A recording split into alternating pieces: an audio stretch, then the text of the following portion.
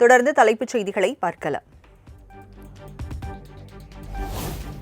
ஜனநாயகன் திரைப்படத்தின் தணிக்கை விவகாரத்தில் மத்திய திரைப்பட தணிக்கை துறையின் செயல்பாடு மிகவும் மோசமானது.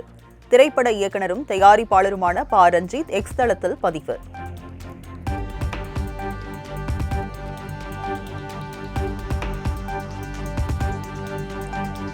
திமுகவை அகற்ற வேண்டும் என்றால் அங்கு ஆட்சி நடத்த தெரிய வேண்டும். இது இங்கி பிங்கி பாங்கி தேர்தல் அல்ல. சினிமாவில் இருந்து மக்களின் மனதை வென்றவர் எம்ஜிஆர் மட்டும்தான் என விஜயை சாடிய அண்ணாமலை. எல்லோருக்கும் வாய்ப்பு கொடுக்கும் பொழுது யோசிச்சு கொடுங்க. நான் எந்த தலைவரையும் தவறா சொல்ல. இது முக்கியமான தேர்தல். இது எக்ஸ்பெரிமெண்டேஷன் தேர்தல் அல்ல. இவருக்கு போட்டு பார்க்கலாமா? சரி, புதுசா ஒருத்தருக்கு போட்டு பார்ப்போம், என்ன நடக்குதுன்னு பார்ப்போம். ஐயா, அதுக்கான தேர்தல் இது இல்ல. திராவிட முன்னேற்ற கழகத்தினுடைய ஆட்சியை அகற்ற வேண்டும் என்று முடிவு செய்த பிறகு அங்க பிங்கி பிங்கி பாங்கி போடுறதுக்கெல்லாம் வேலையே இல்லைங்க.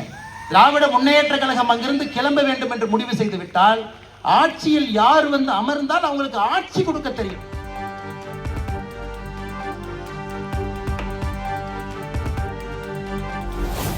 வருமானத்தை மறைத்ததாக கூறி விஜய்க்கு 1.5 கோடி அபராதம் விதித்த உத்தரவில் தவறு இல்லை.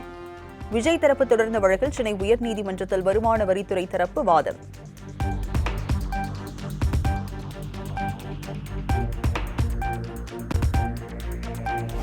சென்னை குரோம்பேட்டை வெற்றி திரையரங்கில் பராசக்தி திரைப்படம் காண வந்த சிவகார்த்திகேயனின் மனைவி ஆர்த்தி. பட்டாசுகள் வெடித்தும் நடனமாடியும் ரசிகர்கள் உற்சாகம்.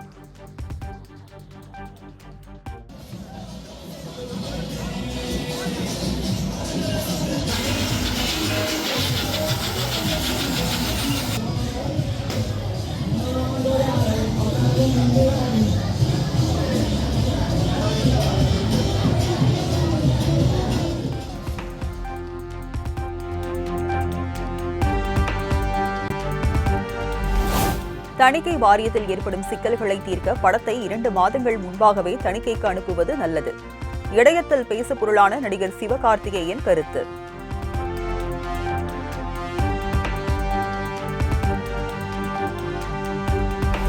தமிழ்நாடு வக்ஃப் வாரிய செயல்பட இடைக்கால தடை விதித்து சென்னை உயர்நீதிமன்றம் உத்தரவு. வழக்கு தொடர்பாக தமிழக அரசு பதிலளிக்க உத்தரவிட்டு விசாரணை ஒத்திவைப்பு.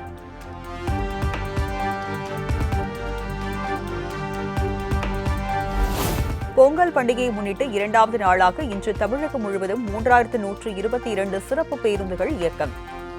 அரசு போக்குவரத்து கழகம் அறிவிப்பு.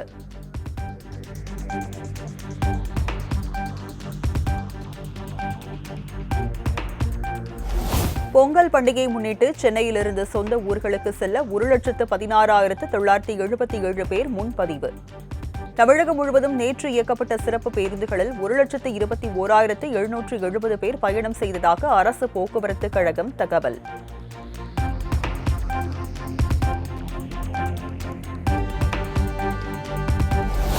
கடும் பனிப்பொழிவால் சங்கரன்கோவில் பூ மார்க்கெட்டில் மல்லிகைப்பூ விலை கிடுகிடு உயர்வு. 1 கிலோ மல்லிகைப்பூ 9,000 ரூபாய்க்கு விற்பனை.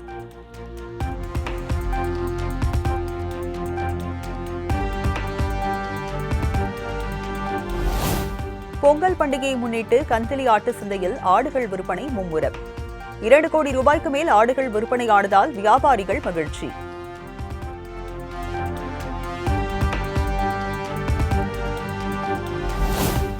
வார விடுமுறையொட்டி குற்றாலம் அருவிகளில் குவிந்த சுற்றுலா பயணிகள். ஆர்ப்பரித்து கொட்டும் அருவி நீரில் குடும்பத்தினருடன் குதூகல குளியல் போட்ட பொதுமக்கள்.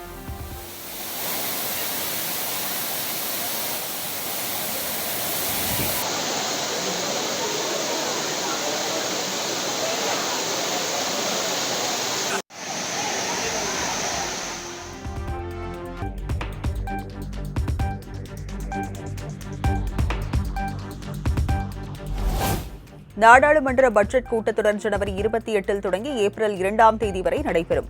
அடுத்த நிதியாண்டுக்கான மத்திய பட்ஜெட் பிப்ரவரி 1 தாக்கல் செய்யப்படும் என மத்திய அமைச்சர் கிரண் ரிஜிஜு அறிவிப்பு.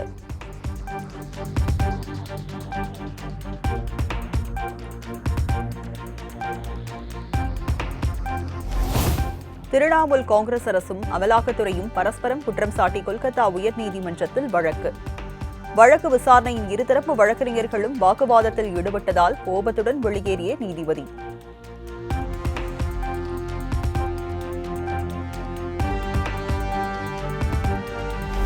சபரிமலை ஐயப்பன் கோயிலில் மகரவிளக்கு பூஜைக்கு ஆன்லைன் முன்பதிவு இல்லாமல் வரும் பக்தர்களுக்கு அனுமதி இல்லை. கோயில் நிர்வாகம் அறிவிப்பு.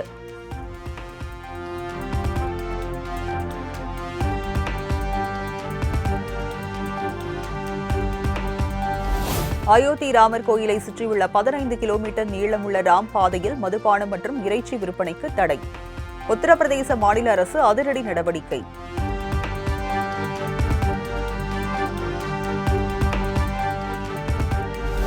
இந்தியாவில் கோலாகலமாக தொடங்கிய மகளிர் IPL திருவிழா. மும்பையில் நடைபெற்ற முதல் போட்டியில் 3 விக்கெட்டுகள் வித்தியாசத்தில் மும்பை இந்தியன்ஸ் அணியை வீழ்த்தி RCB அசத்தல்.